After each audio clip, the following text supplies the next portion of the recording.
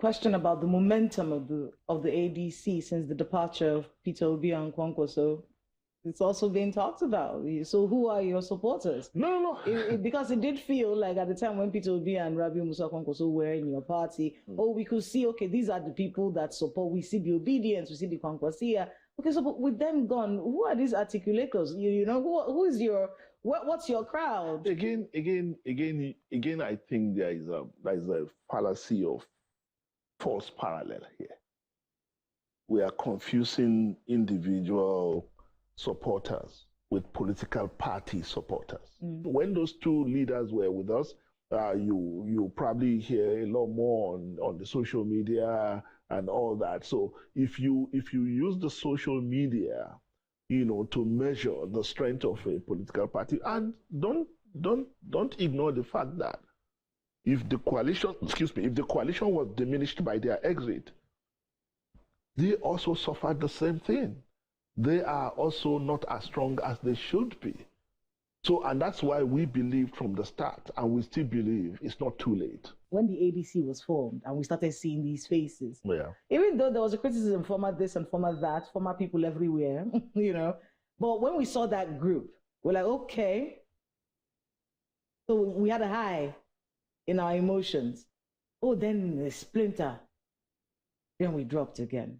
I remember, I think we were saying that before we came here, we've become a country of cynics in many ways. So the idea that, there was a splinter in this and now there's this, made many Nigerians not believe again that the opposition can beat this machine called the APC. Robert, what machine? APC is one of the most formidable machines in Africa. I heard you say that when you were reading your introduction. It is hype. It is hype. And once you repeat this hype again and again and again, people begin to think it is true. It is not, and I'll tell you why. Tell me why. If the APC were as confident as they try to project, they have like how many governors? 32 or so governors. Then why are they still chasing opposition all over the place? Why are they still throwing this court case, that court case, this court case? Why are they doing that? Why are they obsessed with the opposition? If they are truly as confident as they should be, they have the governors. So why are they worried about the opposition? That's number one. Number two, we are a national party.